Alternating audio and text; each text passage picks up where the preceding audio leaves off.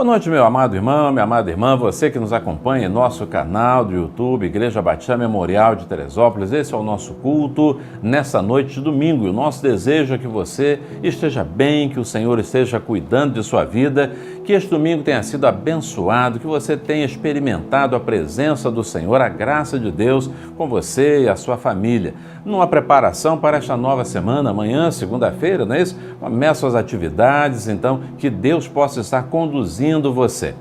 Existe uma preocupação em seu coração, alguma questão que você está receoso de enfrentar nesta semana que está começando? Talvez é uma situação na sua família, no seu trabalho, nos seus estudos, nas suas finanças também. E talvez você até agora não tenha encontrado soluções, respostas ou algo que possa tranquilizar o seu coração.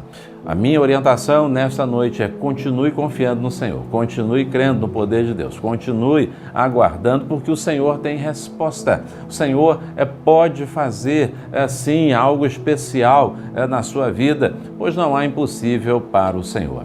O profeta Jeremias, vendo tantas dificuldades ao seu redor, tão aflito por situações que estavam acontecendo e para as quais ele não tinha uma resposta, mas ele sabia que Deus tinha o controle de todas as coisas. Então, lá no capítulo 32, no verso 17, ele diz assim: Ah, Senhor Deus, Tu que fizeste os céus e a terra com o Teu grande poder e com o Teu braço estendido, nada é impossível para Ti. Que coisa boa, lembrar que o Senhor tem todo o poder. Repito, você está aflito por alguma questão, preocupado com alguma situação, seu coração está apertado pelo que vai acontecer ou pelo que vem nesta nova semana?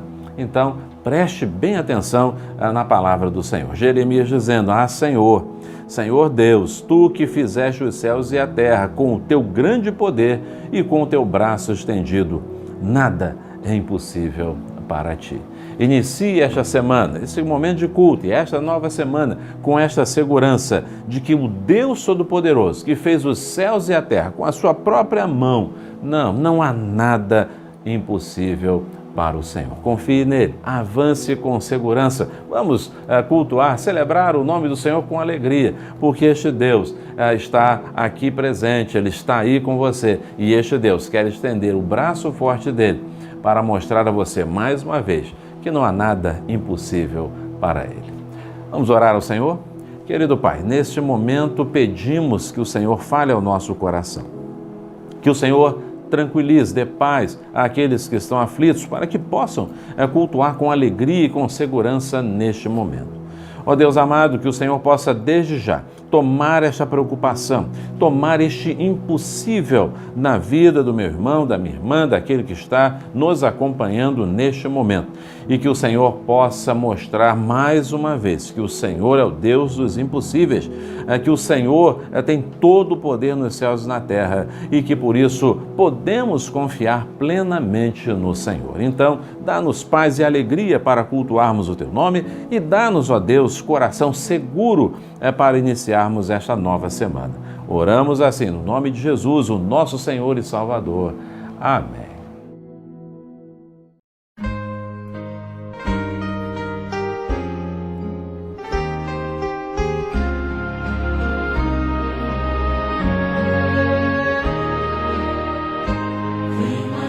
Jesus, quero renovar meu ser, sei que a graça vem só de Ti, Senhor.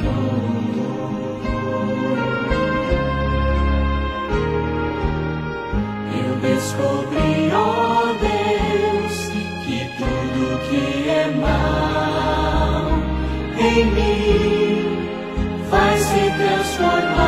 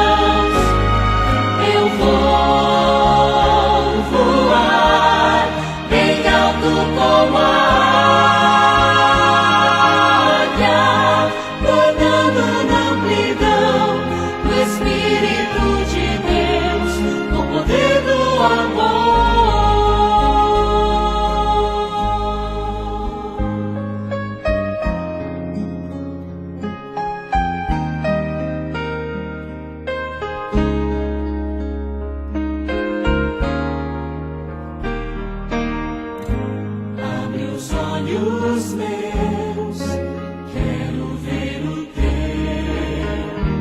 olhar, mostra o teu amor, vem viver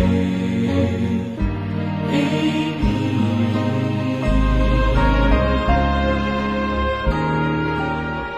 Renova o meu pensar, ensina-me o teu querer, cada dia mais, com o poder do amor.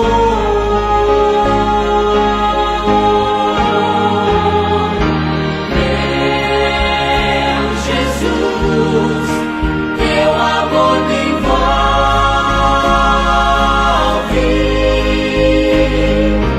Quero estar firme em tuas mãos.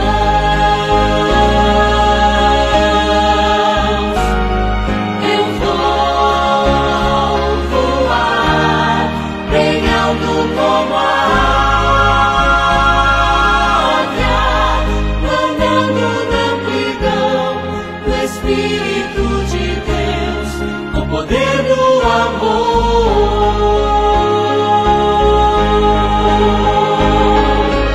Meu Jesus, teu amor me envolve.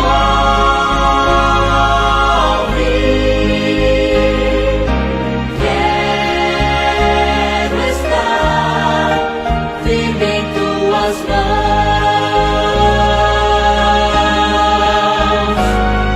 Eu vou voar bem alto como a águia, andando na amplidão do Espírito de Deus, com o poder do amor. Planando na amplidão do Espírito de Deus, com o poder do amor.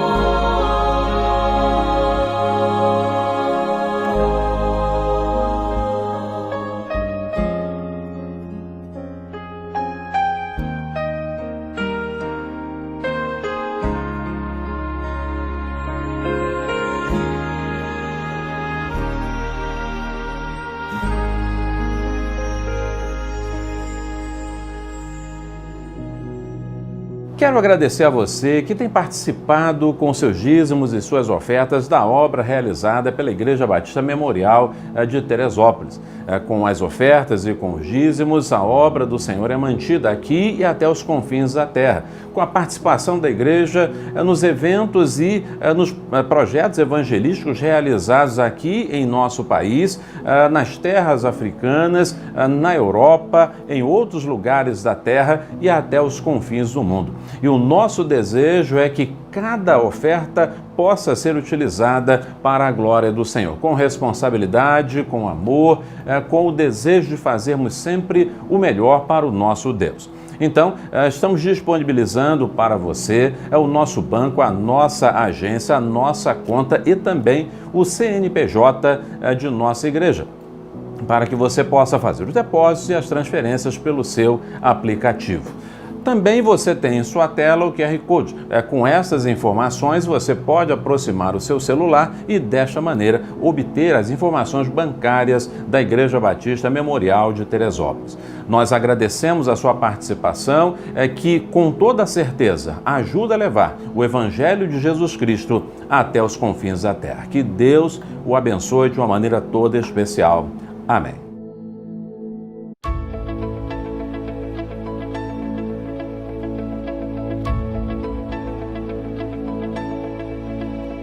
Esperança de salvação está na cruz do Rei Jesus. Por sua graça encontro paz e ao perdido vida traz.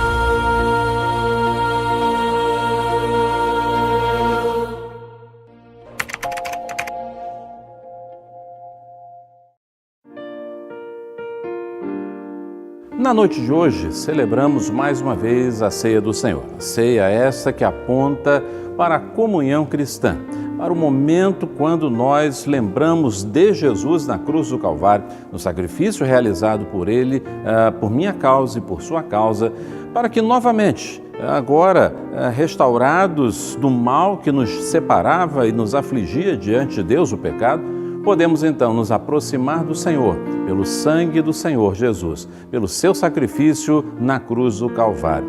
É um momento de grande importância para a vida da igreja, que nos faz recordar a essência da igreja, a unidade, o caminhar junto, a comunhão, a coinonia. O Senhor Jesus, na noite em que foi traído, reuniu seus discípulos, tomou o pão, o suco da uva e ensinou a importância deste momento. O apóstolo Paulo, ensinando aos coríntios a respeito da ceia do Senhor, escreveu assim: porque eu recebi do Senhor o que também vos entreguei, que o Senhor Jesus, na noite em que foi traído, tomou o pão e, tendo dado graças, o partiu e disse: isto é o meu corpo que é dado por vós, fazei isto em memória de mim. Por semelhante modo, depois de haver ceado, tomou também o cálice, dizendo: este cálice é a nova aliança no meu sangue. Fazei isto todas as vezes que o beberdes em memória de mim. E ele completa: porque todas as vezes que comerdes este pão e beberdes o cálice, anunciais a morte do Senhor até que ele venha. Por isso, aquele que comer o pão ou beber o cálice do Senhor indignamente, será réu do corpo e do sangue do Senhor. Examine-se, pois, o homem a si mesmo, e assim coma do pão, e beba do cálice, pois quem come e bebe sem discernir o corpo, come e bebe juízo para si. Eis a razão, porque há entre vós muitos fracos e doentes, e não poucos que dormem. O apóstolo Paulo chama a atenção da igreja para a importância deste momento.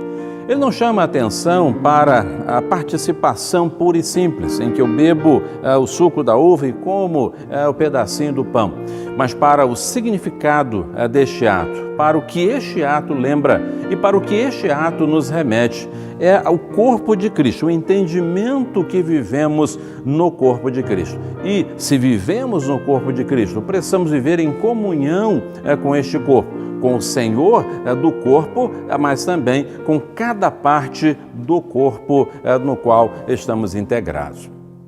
Quando não há esse entendimento, quando não há essa percepção, o apóstolo Paulo, então, diz qual é a consequência. Ele diz: esta é a razão, porque entre vós há muitos fracos, né? E aqui Paulo está falando de fraqueza não física, mas de fraqueza espiritual. E doentes, e ele não está falando de doença física especificamente, mas de doença espiritual. E não poucos que dormem. Não são pessoas que estão em casa dormindo, em casa deitadas, mas são pessoas que dormem espiritualmente. Quando não entendemos, quando não discernimos a importância do sacrifício do Senhor Jesus, por mim e por você, simbolizada por este ato, simbolizada por este momento, todas as consequências espirituais chegam até nós. A fraqueza, a doença, o sono. E isso traz, portanto, dificuldades para a vida da igreja. Traz tristeza, traz união, desunião, traz separação, traz aquilo que não é e que não pode caracterizar a igreja do Senhor Jesus Cristo. É por essa razão que o apóstolo Paulo diz: examine-se, pois, o homem a si mesmo. Analise o seu próprio coração. Você está em comunhão? Você está vivendo em comunhão com a igreja? Seu coração está realmente entendendo, percebendo a verdade, a preciosidade deste ensino, que é o ponto de partida de nossa fé? É a morte de Cristo na cruz do Calvário, que nos leva de volta à presença de Deus. Esse é o ponto fundamental de nossa experiência com o Senhor. Este momento está sendo compreendido, este momento em que entendemos que Cristo nos salvou, mas não nos salvou para uma vida individual, nos salvou para vivermos em comunhão com todo o corpo e, a partir deste corpo, realizarmos a obra do Senhor. Se não estivermos em comunhão com este corpo, a fé se torna individual, e sendo individual, ela não dá fruto, ela não pode perseverar. Estamos inseridos num mesmo corpo, o corpo de Cristo. Daqui a pouco, em nossa mensagem, falaremos de Efésios capítulo 4, a partir do verso 1, a unidade da fé, num encontro entre o entendimento da ceia do Senhor e da necessidade de estarmos juntos, unidos na fé, para que possamos então ver o corpo de Cristo crescendo de maneira uniforme e para a glória do Senhor. Então, querido, aproxime-se da mesa do Senhor. Aí onde você está, em sua casa, aproxime-se da mesa do Senhor. O Senhor nos chama para chegar bem perto dele, para estarmos bem unidos uns aos outros, para que possamos estar em comunhão plena, como corpo de Cristo, produzindo, frutificando, fazendo o melhor para a honra e para a glória do Senhor Jesus. Então, como nos diz a palavra do Senhor, ele tomou o pão e também tomou o cálice, e é o que fazemos neste momento. Aí em sua casa, tome o pão, que simboliza, representa apenas, aponta para o corpo de Cristo Jesus. Não é o corpo de Cristo e não vai se transformar no corpo de Cristo, mas é a lembrança, é o memorial, é a recordação daquilo que o Senhor Jesus fez por mim e por você na cruz do Calvário. Participemos, portanto, do pão.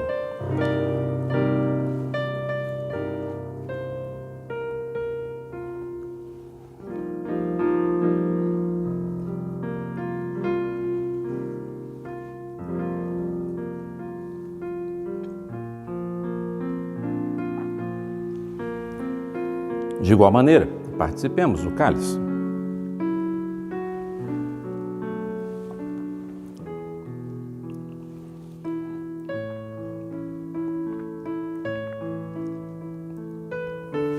Vamos orar?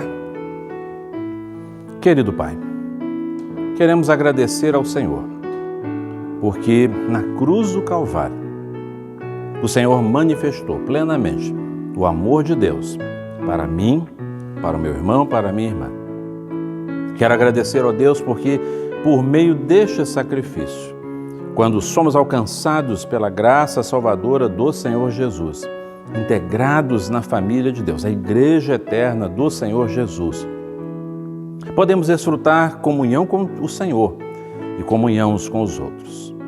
Pai amado, neste momento, esclarece ainda mais essa verdade aos nossos corações. E que de uma forma toda especial o Senhor possa dar maior unidade ao Teu corpo. Possamos, ó Deus, caminhar em maior união. Que os nossos corações estejam mais enlaçados, entrelaçados e assim juntos possamos ver o crescimento harmônico do corpo de Cristo Jesus, do qual nós fazemos parte. Tira tudo aquilo que não pertence ao Senhor, tudo aquilo que possa causar alguma separação entre nós. E que, ó Deus, ao lembrarmos da morte do Senhor Jesus, da ressurreição do Senhor Jesus, da nova vida que o Senhor nos dá, que possamos, ó Deus, afastar, tirar de lá para o lado tudo aquilo que possa causar desunião e colocar em nosso coração o desejo firme de cada vez mais desfrutarmos, nos alegrarmos na comunhão e mais ainda trabalharmos pelo fortalecimento da nossa unidade, da nossa comunhão com Cristo Jesus, o Senhor, e com cada integrante do corpo do Senhor Jesus Cristo. Perdoa os nossos pecados. Continue conosco, fala ao nosso coração pela mensagem que teremos mais daqui a pouco. Em nome de Jesus, nós oramos. Amém. Que Deus o abençoe.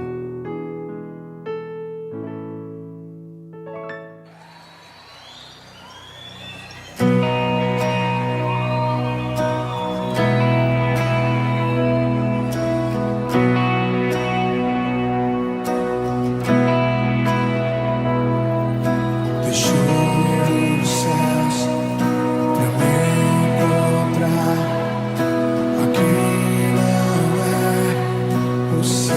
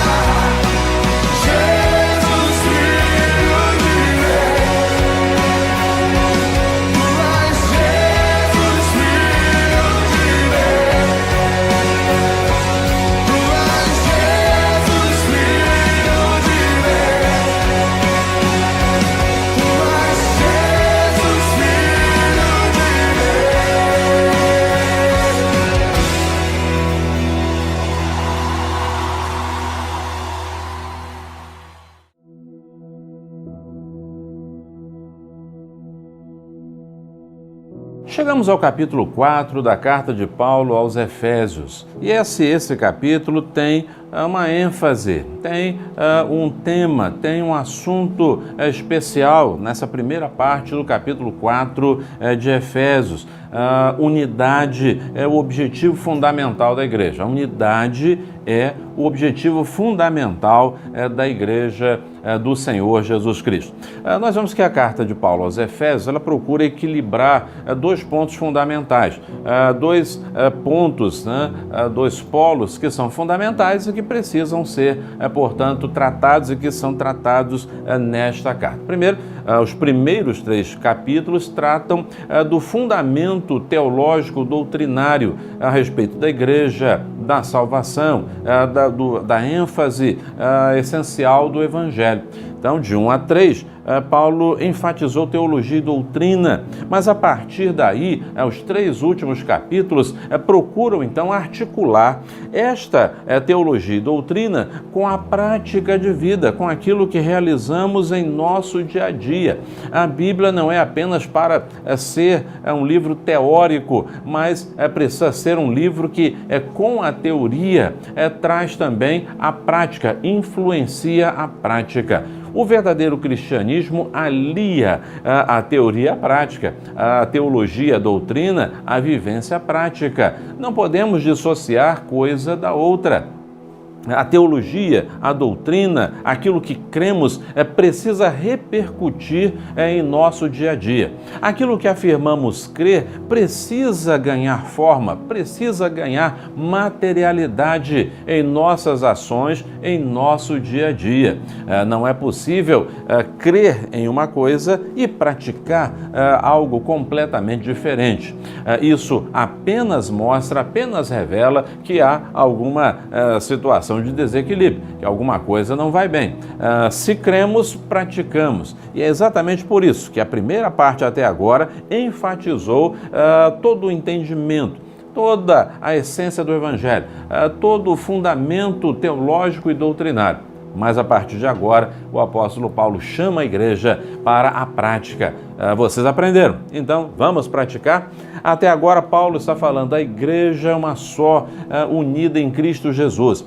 De 2 povos, Deus fez um, por meio da salvação que é pela graça, por meio da fé, recebida por meio da fé.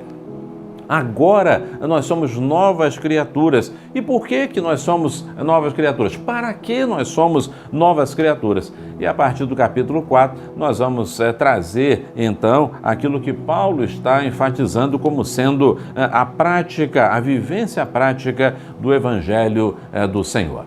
Então vamos consultar esse texto, a primeira parte, a primeira etapa do capítulo 4, do verso 1 até o verso 16. E a palavra do Senhor diz assim: portanto eu, prisioneiro no Senhor, peço-vos que andeis de modo digno para com o chamado que recebeste, com toda humildade e mansidão, com paciência, suportando-vos uns aos outros em amor, procurando cuidadosamente manter a unidade do Espírito no vínculo da paz.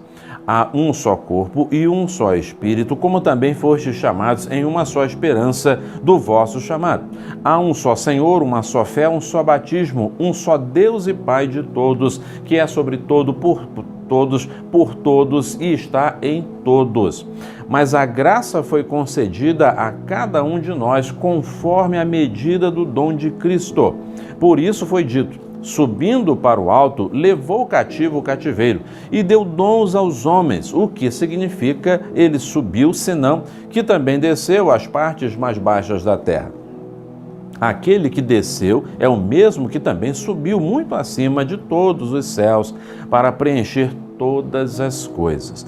E ele designou uns como apóstolos, outros como profetas, outros como evangelistas e ainda outros como pastores e mestres, tendo em vista o aperfeiçoamento dos santos para a obra do ministério e para a edificação do corpo de Cristo, até que todos cheguemos à unidade da fé e do pleno conhecimento do Filho de Deus, ao estado de homem feito à medida da estatura da plenitude de Cristo, para que não sejamos mais inconstantes como crianças, levados ao redor por todo vento de doutrina, pela mentira dos homens, pela sua astúcia na invenção do erro. Pelo contrário, seguindo a verdade em amor, cresçamos em tudo naquele que é a cabeça, Cristo. Nele o corpo inteiro, bem ajustado e ligado pelo auxílio de todas as juntas, segundo a correta atuação de cada parte, efetua seu crescimento para a edificação de si mesmo no amor. Amém. Querido, nós vamos meditar nesta noite, portanto, com base nesse texto, na unidade, que é o objetivo fundamental da igreja. Unidade, objetivo fundamental da igreja. O apóstolo Paulo começa esta sessão, começa essa parte dizendo assim: portanto, eu, prisioneiro no Senhor. Você se lembra que Paulo, mais atrás, no capítulo 3, ele começa mais ou menos da mesma maneira. Ele começa dizendo no capítulo 3, por essa razão eu, Paulo, sou prisioneiro de Cristo Jesus, por amor de vós gentios. Mais uma vez, Paulo lembra a sua condição de prisioneiro. Ele era prisioneiro de Nero, prisioneiro de Roma. Entretanto, Paulo não faz menção a isso. Paulo não está disposto a dar qualquer tipo de crédito ao governo dos seus dias, mas ele entende com muita clareza: eu não sou prisioneiro de Nero, eu não sou prisioneiro do governo romano, eu sou prisioneiro de Cristo, sou prisioneiro no Senhor. Eu estou preso aqui não por um delito, eu estou preso aqui não porque eu cometi algum crime, eu estou preso aqui por causa do Evangelho. E se Deus permitiu isso, é porque Deus tem um propósito. Logo, isso não é obra, a minha prisão não é obra de homem, mas obra de Deus. Se é obra de Deus, então eu estou em paz, eu estou feliz com o Senhor. Por isso ele diz: eu sou prisioneiro no Senhor. E ele lança logo em seguida um apelo. Ele diz assim: peço-vos, né? Eu quero pedir a vocês uma coisa. Eu estou lançando para vocês um apelo, um desafio, um chamado, uma conclamação, à luz de tudo aquilo que eu já ensinei até agora. À luz de todo o ensinamento que eu já apresentei ao coração de vocês, a partir de agora, é preciso que vocês tomem uma atitude. É preciso que vocês tomem uma decisão. É preciso que vocês transformem tudo aquilo que eu ensinei teoricamente, todo o fundamento, toda a teologia, toda a doutrina que eu ensinei a vocês até agora. Eu peço a vocês que coloquem isso em prática. Chegou a hora da verdade, chegou a hora de colocar em prática, em funcionamento, aquilo que vocês aprenderam. O que aprendemos não pode ficar, repito, como já disse no início, não pode ficar apenas na cabeça, precisa descer para o coração e do coração para toda a vida. E Paulo então diz: peço-vos então que andeis de modo digno para com o chamado que recebeste. Andeis de modo digno. Essa palavra digno aqui tem uma ligação direta com a palavra balança. Sim, a balança, né, que fazemos pesos, né, que pesamos, né, com a qual pesamos, não é isso? Esta balança aqui indica equilíbrio, indica uma vida equilibrada. Andar de modo digno é como estar numa balança e essa balança está equilibrada. Conseguimos equilibrar muito bem o que sabemos, o que aprendemos de Cristo e aquilo que praticamos, que devemos praticar. É uma vida equilibrada, é uma vida que responde adequadamente aos ensinos do Senhor. E praticamos estes ensinos do Senhor. E ele diz assim: andem dignamente, com equilíbrio, com toda a humildade. A humildade é a renúncia de interesses próprios, é a renúncia daquilo que achamos, né, que são nós, é o oposto da arrogância, da vaidade, da soberba. A humildade nos leva, portanto, a renunciar voluntariamente àquilo que entendemos que, embora sendo nosso, eu posso abrir mão, não há nenhum problema quanto a isso, sendo humilde, com toda a humildade. mas também com toda a mansidão. O manso não é aquela pessoa que passivamente aceita tudo, é que passivamente recebe tudo de todos, que passivamente não reage, não responde a nada. O manso, a pessoa verdadeiramente mansa, é aquela que sabe do seu poder, que sabe da sua condição, mas que exatamente por isso ele sabe dosar e ele sabe também ceder para que as coisas fiquem bem. Ele sabe que pode resolver num só ato, numa só mão. No entanto, ele prefere ceder para que não haja um conflito maior. Mas também com paciência. Paciência é o mesmo, a ideia aqui é de aceitar provocações, né, e não ceder diante delas. É a paciência, é o esperar um pouco mais, é dar mais um tempo, suportando-vos uns aos outros em amor. Essa expressão precisa ser bem compreendida. Muitas vezes lemos dessa maneira e achamos, suportar, eu suporto fulano, eu suporto meu filho, suporto meu marido, suporto minha sogra, suporto meu pastor, suporto meu irmão em Cristo, mas eu vou suportando, não é isso? É o que muitas pessoas pensam. Não, esse suportar uns aos outros em amor é amparar. A ideia é de amparo, a ideia é de ajuda, a ideia é de ajudar a levar, a caminhar, a encorajar, a dar o suporte para que o meu irmão e minha irmã continuem caminhando também. E isso é feito não como obrigação, mas em amor. E qual o objetivo disso? Procurar cuidadosamente manter a unidade do Espírito pelo vínculo da paz. O verdadeiro cristão trabalha no sentido de, com cuidado, manter a unidade no Espírito, do Espírito no meio da igreja, a unidade da paz, a unidade que une a igreja, que sela esta unidade, que faz com que as mãos estejam seguras e caminhando, portanto, em paz. A unidade vem do coração, a uniformidade vem através da coerção, da força, da ordem. A unidade, ela nasce do coração e ela respeita diferenças, ela respeita opiniões diferentes, ela respeita pontos de vista diferentes, mas a unidade em Cristo nos permite caminhar juntos. A uniformidade é aquilo que determinamos, mandamos, independente de qualquer tipo de situação.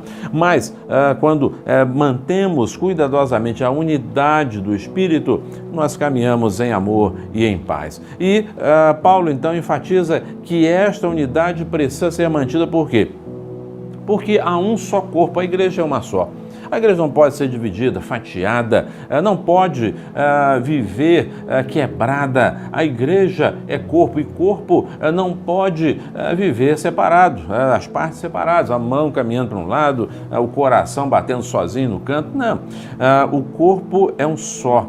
E o que Paulo está dizendo é a igreja é caracterizada pela unidade.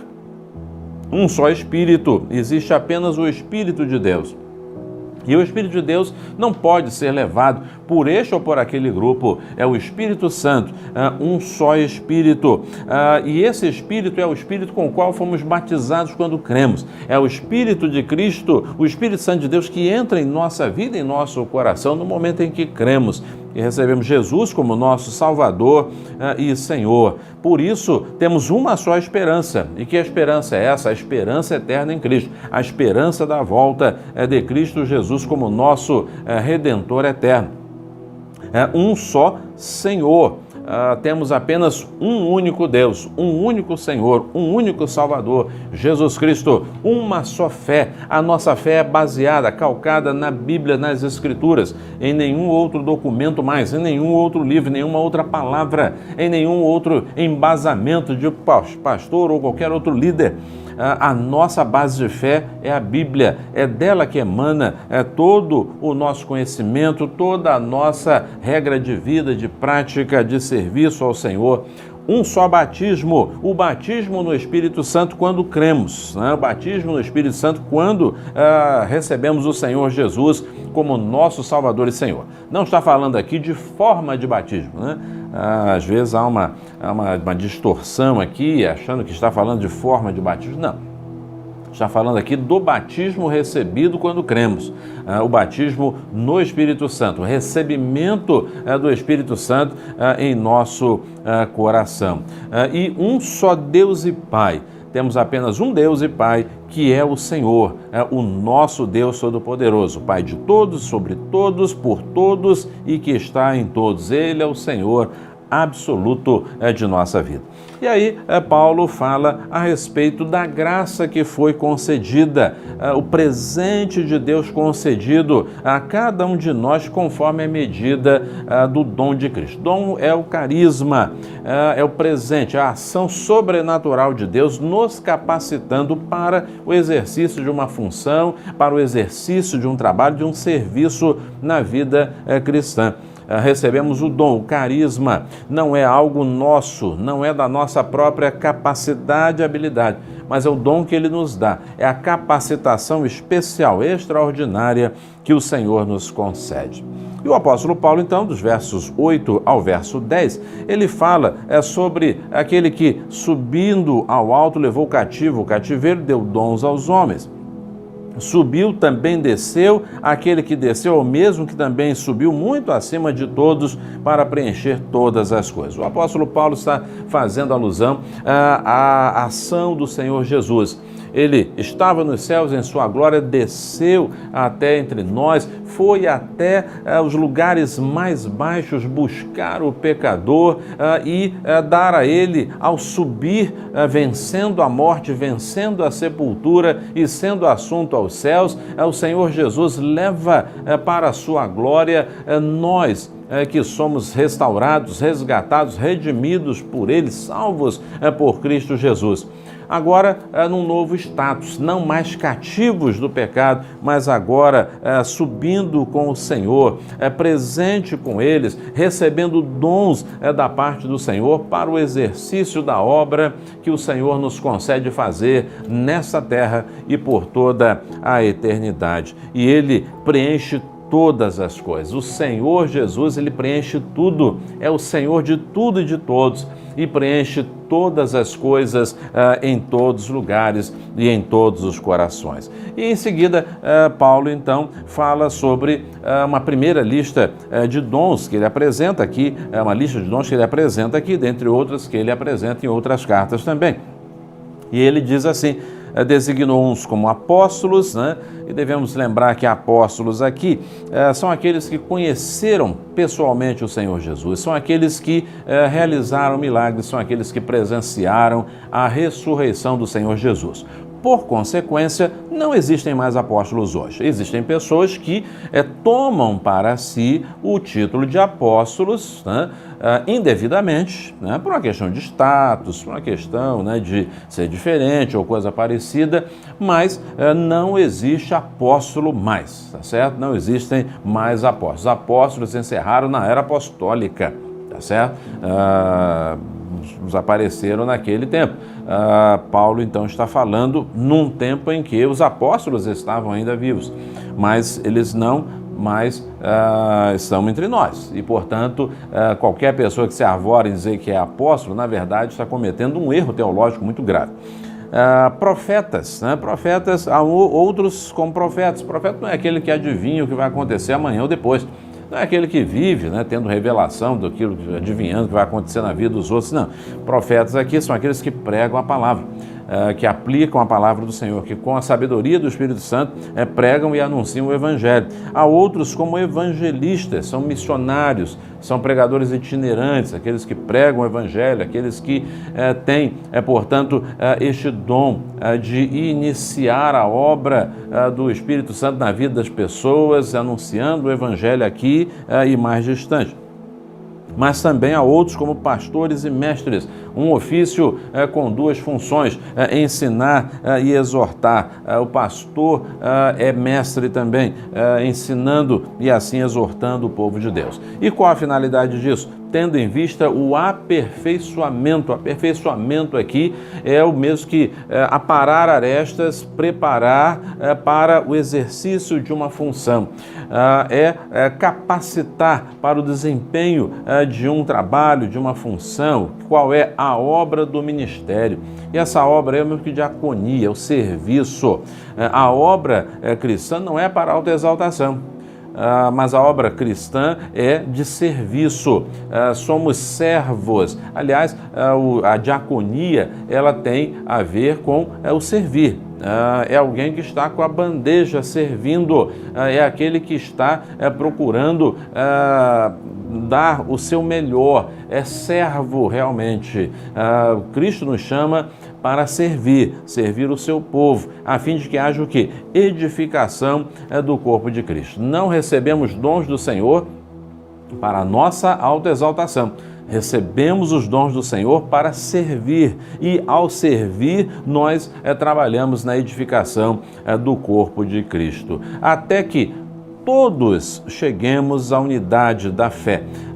A igreja não pode caminhar por grupos, mas a igreja precisa caminhar sempre na visão do todos. Por isso que Paulo enfatiza, até que todos, isso é, toda a igreja, possa chegar à unidade da fé, ao mesmo pensamento, o pleno conhecimento do Filho de Deus, total entendimento de Cristo e do seu Evangelho e ao estado de homem feito, isto é, a maturidade espiritual à medida da estatura da plenitude de Cristo. Ser como Cristo deve ser o alvo do cristão. Ser como Cristo é a proposta e a exigência de Deus para todo aquele que crê no Senhor. E a partir daí, tendo alcançado essas metas, esses objetivos, o que acontece em nossa vida, para que não sejamos mais inconstantes, como crianças levadas ao redor por vento, doutrina, mentira dos homens, astúcia e invenção do erro. Isto é, estabilidade, constância. Na medida em que temos unidade da fé, pleno conhecimento de Jesus, na medida que alcançamos maturidade e a plenitude em Cristo, nos tornamos vidas estáveis, vidas equilibradas. Querida, há muitas dificuldades na vida cristã, porque as pessoas muitas vezes esquecem de buscar o aperfeiçoamento, o crescimento, a maturidade. Então, qualquer evento, qualquer problema, qualquer dificuldade, qualquer situação, já faz com que a pessoa fique instável, se aborrece, entristece, deixa a igreja, procura outra, sai daquela, vai para uma terceira, quarta, quinta, sexta, enfim, nunca para, nunca se estabiliza. Sabe por quê? Porque não busca o aperfeiçoamento em Cristo, não busca a maturidade em Cristo. Quando somos maduros, não é que não damos mais atenção aos problemas, não. Mas nós passamos a ver os problemas, os desequilíbrios, maus testemunhos de uma outra forma, de uma forma madura, de uma forma equilibrada, de uma tal maneira que aquilo não afeta a nossa fé, mas nos leva a encarar a fé em Cristo com uma seriedade ainda maior, com um compromisso ainda maior. Muitas pessoas estão pelos desvios da vida, criticando, responsabilizando igrejas, líderes, pastores, enfim, que podem ter a sua responsabilidade e vão responder por elas, mas lançando a responsabilidade da sua imaturidade, da sua parada no caminho, de não querer mais ver a igreja ou coisa parecida, jogando a responsabilidade para o outro quando não justifica. Nós precisamos buscar a nossa maturidade. Quando alcançamos, quando trabalhamos pela nossa maturidade, caminhamos com paz, olhando para Jesus, confiando no Senhor, esperando nele, sabendo que muitas coisas erradas que acontecem não tem nada a ver com o Senhor, nada a ver com ele, e por isso não abalam a nossa fé. Continuamos caminhando em Cristo. Precisamos chegar a esse ponto de não ser mais inconstantes como crianças levadas de qualquer maneira, mas maduros em Cristo, maduros no Senhor. E Paulo, então, caminha para o encerramento dizendo, precisamos seguir a verdade em amor, a verdade em amor. E é interessante que a verdade, ela sempre produz amor. A verdade não machuca. A verdade crida e a verdade dita, ela não causa machucados. A verdade sempre abençoa. A verdade sempre abençoa, no sentido de nos fazer crescer, no sentido de nos fazer pregar. A verdade sempre produz amor. Por isso precisamos ter cuidado ao anunciar a verdade. Há muitas pessoas aí com o dedo apontado, apontando para pecados das pessoas sem amor, sem misericórdia, sem graça, não ajudam em absolutamente nada. Mas estou falando a verdade, tá? Mas sem amor. E quando apresentamos a verdade sem amor, a verdade machuca e não traz o resultado devido. Toda verdade precisa estar sempre banhada em amor, crescendo em tudo naquele que é a cabeça, que é Cristo Jesus. Aquele que há de governar sempre nossa vida e nossa igreja precisa ser Cristo, o Senhor. Ele é a cabeça, o Senhor. E Paulo termina essa sessão tão bonita, tão especial, quando diz assim: nele o corpo inteiro, bem ajustado e ligado pelo auxílio de todas as juntas, segundo a correta atuação de cada parte, efetua o seu crescimento para a edificação de si mesmo no amor. É a visão ou a ação sinérgica da igreja, a ação de cooperação mútua. O corpo vai crescendo de uma maneira uniforme. Quando o corpo cresce de uma maneira disforme, a mão maior, já imaginou? A mão maior do que a outra, todo o corpo, um braço muito maior, aí há alguma coisa errada e muito errada.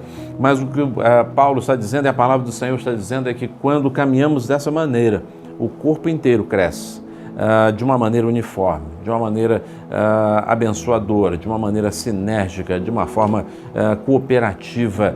Todos crescem, todos são abençoados. Esta é a finalidade da igreja. Esse é o objetivo da igreja, a unidade, o crescimento em unidade. Para isso, precisamos estar de mãos dadas, seguindo, caminhando, praticando o Evangelho de Cristo. Não apenas conhecendo, mas praticando o Evangelho de Jesus Cristo. Há uma lenda, né? Uma história, uma fábula, né? Que dá conta de três amigos, três touros que eram muito amigos, mas havia um leão que desejava devorar aqueles três amigos. O leão um dia atacou os três touros e foi rechaçado, porque os três se uniram e com os seus chifres e com a sua força conseguiram espantar aquele leão de uma tal maneira que ele não conseguiu devorar nenhum deles. O leão, muito chateado com aquele fracasso, começou a pensar, até que um outro animal mais astuto, uma serpente, foi até ele e disse assim: você está agindo de uma maneira equivocada, você está agindo com uma estratégia errada. Ataque em separado. E aquele leão disse assim: mas eles estão sempre juntos. E a resposta foi: então divida-os, separe-os. E explicou qual era o plano. O leão então colocou o plano em funcionamento. Num dado momento ele chamou um daqueles touros: vem cá, quero falar um segredo para você.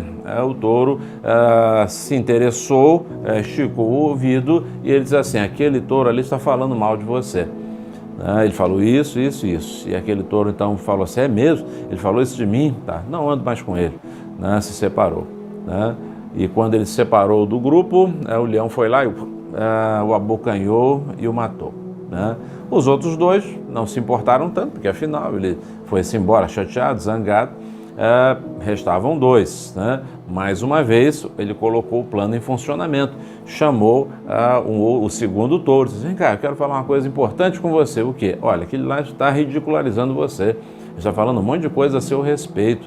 E ele disse: ele está falando isso, mas ele é meu amigo. Mas ele está falando muito mal de você. E ele disse: não ando mais com ele, não quero mais saber dele. E separou, brigaram e se separaram. Ele foi lá e comeu o outro touro, matou o outro touro e o devorou também.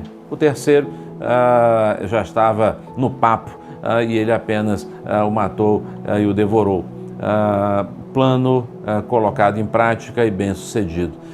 Separar, dividir, afastar, essa é a tarefa do diabo, aquele que separa, aquele que divide, aquele que causa desunião, aquele que faz as mãos soltarem. Em Cristo precisamos ter as nossas mãos unidas. Em Cristo precisamos trabalhar pela unidade, a fim de que todos possam estar em segurança e todos possam crescer, a fim de que possamos chegar à maturidade, à estatura de Cristo Jesus, para que Cristo esteja plenamente em nós, no meio da igreja. Não apenas num sentido teórico, mas num sentido prático, vivencial, do dia a dia. Vamos orar? Querido Pai, neste momento eu quero pedir que a igreja do Senhor, ao ouvir essa palavra, possa, ó Deus, atender este clamor, o clamor da unidade, de caminhar junto, lado a lado, de viver o Evangelho, não apenas conhecer, mas viver o Evangelho. Que meu irmão ou minha irmã possa refletir sobre a sua vida, seu coração, sobre aquilo que tem feito e como tem feito, a fim de que possa verdadeiramente trabalhar pela comunhão, pela unidade do corpo de Cristo. Quero pedir por aquele que ouve a mensagem nesta hora e ainda não faz parte do corpo de Cristo, que o Senhor possa manifestar a tua graça salvadora, que este coração possa se abrir, que haja assim o acolhimento de Jesus como Salvador e Senhor para a manifestação do perdão, da graça, da vida eterna, da nova vida em Cristo. O novo status que recebe todo aquele que crê, o status daquele que recebe dons para servir, para manifestar Cristo Jesus como seu Salvador e abençoar o seu próximo também. É a oração que fazemos no nome de Jesus. Amém. Chegamos ao final do culto dessa noite e o meu desejo é que tudo o que aconteceu aqui possa continuar ecoando em seu coração, que você continue meditando na palavra do Senhor, que você continue desfrutando da graça do Senhor, que você continue em unidade com a igreja do Senhor e com o Senhor da igreja e que você possa lembrar daquilo que falamos no início. Lembra? Não há nada impossível para o Senhor, não há nada impossível para Deus. Então caminhe para os seus afazeres ainda no restante desta noite, durma com segurança e tranquilidade e acorde amanhã com todo ânimo, com todo vigor, sabendo que não há nada impossível para o Senhor. Vamos orar ao nosso Deus? Querido Pai, muito obrigado. Muito obrigado por esta noite, por este culto, por este momento de adoração ao Senhor. Pedimos que o Senhor, de uma forma toda especial, tome a nossa vida, a nova semana, nosso ir e o nosso vir, cada questão que precisamos resolver, solucionar, que o Senhor esteja à frente e que os impossíveis aos nossos olhos tornem-se possíveis diante do Senhor. Queremos, ó Deus, pedir que o Senhor nos guarde. Eu quero orar pelas minhas ovelhas. Não deixe o diabo tocar em nenhuma delas. Guarda, defende, abençoa e orienta em cada dia desta nova semana. Perdoa os nossos pecados, dá-nos uma noite de bom sono e bom descanso e um dia abençoado amanhã. Oramos assim no nome de Jesus. E agora que o amor de Deus, o nosso Pai, a graça salvadora e redentora de Jesus Cristo, o nosso bendito Salvador, bem como as doces consolações do Espírito Santo, sejam sobre todos vós, todos aqueles que fazem parte e cooperam para a unidade da igreja, sobre todos aqueles que sabem, entendem e creem que não há nada impossível para o Senhor, hoje e para todo sempre. Amém.